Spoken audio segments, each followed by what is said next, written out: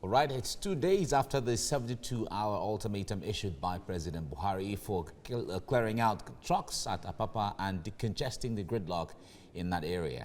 For several years, Apapa, a once thriving port city, became a no-go area for visitors, hellish for those who reside and work there, and traumatic for business owners.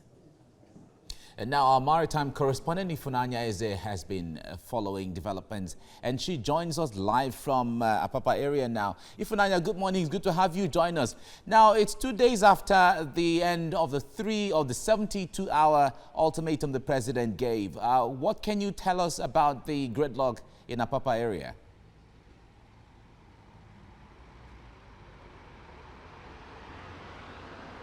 Well, right now, coming into Apapa this morning, we found out that we still have tankers and trailers lining up the Apapa road corridor.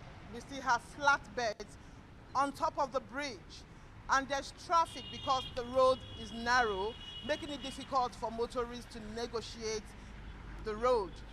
From all indication, the 72-hour ultimatum given by the president, ordering that in 3 days' time, these trucks and tankers should leave the road, is apparent that that directive has not been carried out. The committee, presidential committee on the Apapa road, Apapa gridlock, is apparently finding it difficult to carry out that directive.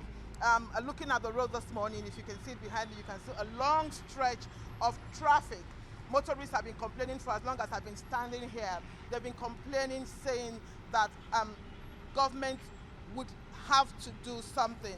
Doing something means that beyond just instituting or constituting a committee, they should have the political will to come down very, very hard on shipping companies. Because last week, when we came into this Apapa environment to assess the situation here, the truck drivers, the truck owners were willing, they were actually happy about this directive. But then the problem, according to them, is that will the shipping companies, are they willing to comply? I talked to the committee vice chairperson in the person of Kayode Okpeifa, who is the presidential vice chairperson on the Apapa gridlock. And he said that they are trying to come up with a workable compliance template. I know that the ultimatum was for 3 days, and they have about 2 weeks to evacuate these trucks from the road. But from what we are seeing right now, is as if they've not started work at all. All right, let me even take you to Kayode Okpeifa that you mentioned. There was a report credited to him yesterday when he said that 50% of the traffic gridlock in Apapa area has been cleared. Can you confirm that?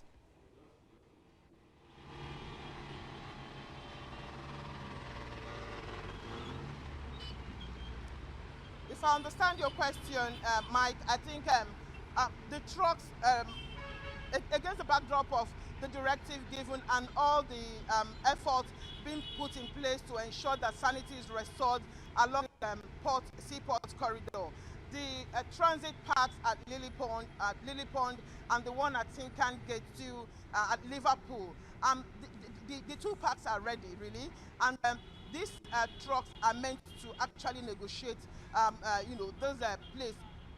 When they are, they vacate the corridor, the roads and the bridges, and to go into their truck parks, because really truckers are supposed to have their park originally, but the transit park is where they are supposed to be called in using a call-up system, whereby they go, they stay, and when they are called into the port, they will go in. But the problem here is that shipping companies do not have enough holding bays.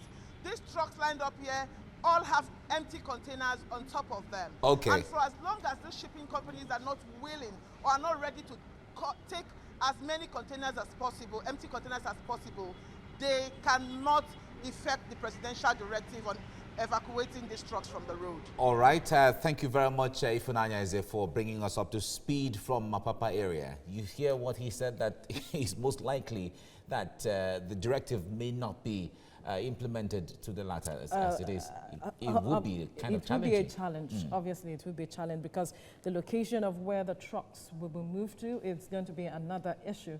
And then how the trucks move in, that should be addressed also. But then we'll see how it goes.